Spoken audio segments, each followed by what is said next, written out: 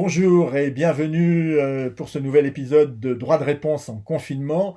Droit de réponse réalisé dans des conditions sympathiquement artisanales et avec les moyens du bord, mais c'est toujours un plaisir de vous retrouver.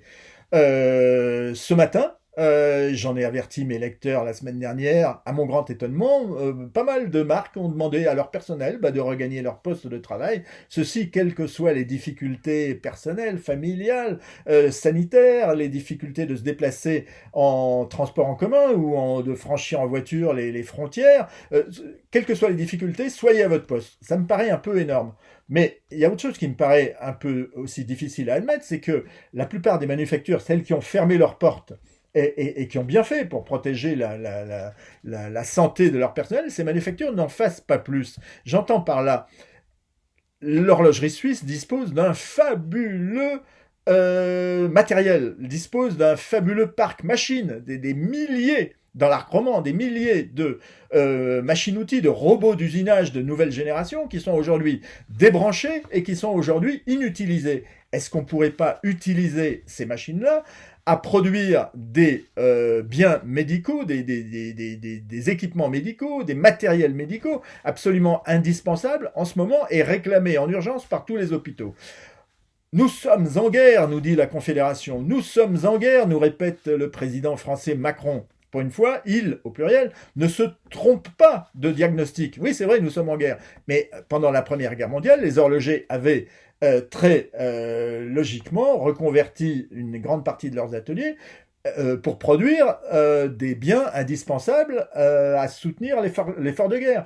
Pendant la Seconde Guerre mondiale, c'est pareil, on avait soutenu l'effort de guerre des Alliés d'un côté et puis de l'Axe de l'autre, c'est normal, c'est la neutralité suisse, mais on avait reconverti les usines horlogères et grâce à ça, ils avaient pu survivre. Aujourd'hui, la question se pose exactement de la même manière. À quoi bon produire, à quoi bon reprendre la production de montres que personne ne songe à acheter à travers le monde?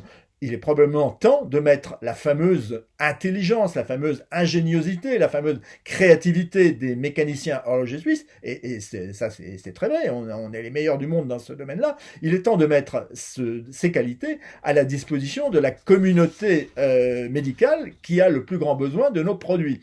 Prenons l'exemple des respirateurs artificiels. Ces respirateurs, il en manque des milliers en Europe. Les usines horlogères pourraient très bien tourner pour en produire quelques centaines. Les plans de ces respirateurs de fortune, parce qu'on est quand même dans une logique de guerre sanitaire, donc on doit aller vite, on est dans l'urgence, on n'est pas dans la sophistication. Les plans de ces respirateurs sont en open source sur Internet, donc on peut les utiliser. Les matériaux nécessaires, le métal, le plastique, on en a plein autour de nous, c'est pas un problème. Si on les produisait, ces respirateurs, je pense qu'en quelques heures, voire en quelques jours, on pourrait en mettre des centaines à la disposition des hôpitaux en Suisse et en Europe. Ce serait une contribution remarquée et remarquable de la communauté horlogère à la crise sanitaire.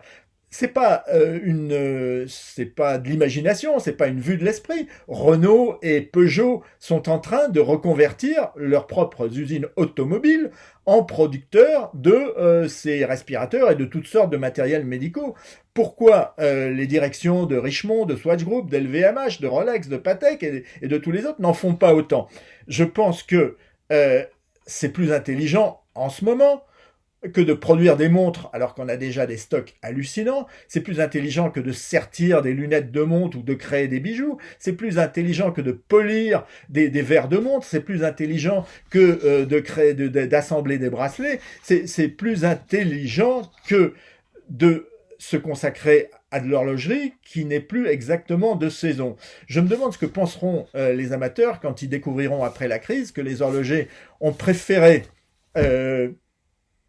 on va dire, la course au pognon à la course à la guérison. Mais il n'y a pas que les respirateurs, il y a plein d'autres matériels qu'on pourrait produire, des civières, des lits médicalisés. On pourrait produire sur les établis horlogers, puisqu'on dispose des horlogers qui ont les mains les plus habiles du monde, on pourrait produire des masques. Les manufactures de bracelets qui cousent d'habitude des bracelets en cuir pourraient maintenant coudre des masques. On pourrait imaginer que les ateliers de lavage de l'horlogerie soient reconvertis en stations de pompage pour mettre sur le marché des dizaines de milliers de petits flacons ça s'appelle comment, le gel hydroalcoolique.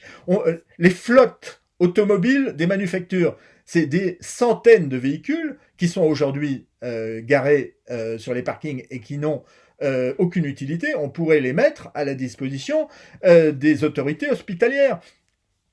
Avec les fabuleux moyens industriels dont dispose l'horlogerie suisse, on peut imaginer de créer des centaines, des milliers ou des dizaines de milliers d'équipements médicaux qui sont absolument indispensables. Ceci en faisant simplement preuve de créativité et de volonté.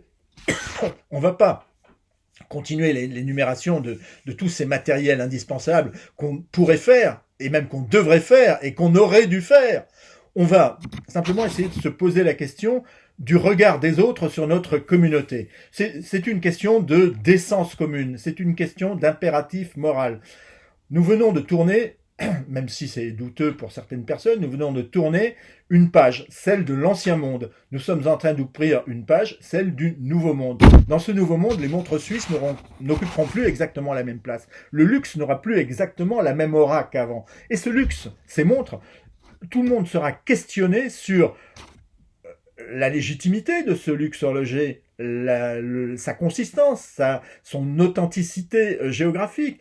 Nous serons questionnés sur la responsabilité sociale vis-à-vis de l'environnement, de la planète, de ces montres de luxe. Nous serons questionnés sur leur utilité sociétale, sur le sens dont elles sont porteurs et sur les valeurs qu'elles expriment.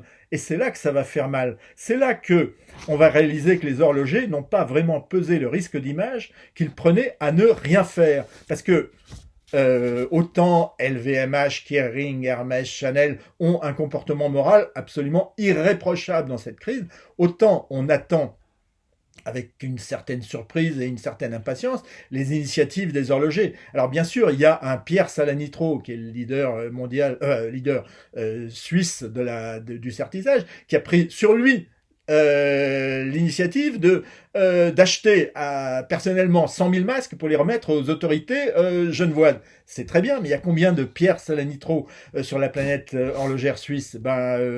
On les compte sur les doigts d'une petite main. Hein. Alors bien sûr, il y a tous mes amis CEO qui me disent mais moi j'ai pris des initiatives, mais je les fais pas savoir pour pas qu'on croie que je ne les ai fait que pour les faire savoir. Bon, ok, on va passer sur les détails. Moi, il y a une chose qui me paraît évidente, c'est que il faut penser au jour d'après. Et après la libération du confinement. Alors quand je dis libération, ça ne veut pas dire qu'on va tondre les horlogers qui auront mal fait. Hein. Après, quand nous serons libérés de ce confinement, viendra l'heure des comptes, viendra l'heure des questions. Et je me demande ce que les gens vont penser de l'horlogerie si elle ne fait rien. Donc faisons quelque chose dès maintenant, reconvertissons ce que nous pouvons de nos usines. Si nous avons, après cette crise, une seule chance de reconquérir le cœur des amateurs, une seule chance de regagner des lettres de noblesse, de regagner de la légitimité, c'est bien celle-là, c'est bien ce devoir de solidarité, et c'est pour ça qu'il faut agir ici et maintenant. Je vous laisse réfléchir là-dessus. Je vous donne rendez-vous pour une prochaine chronique droit de réponse. Mettez les petits pouces bleus, les petits cœurs, les likes, enfin tout ce cirque qui est utile sur les réseaux sociaux. Pas pour la publicité et pour le référencement que je vais pouvoir en tirer, parce que vous avez vu, il n'y a pas de pub là-dedans, mais surtout pour faire circuler les bonnes idées dont on a besoin en ce moment. À très bientôt.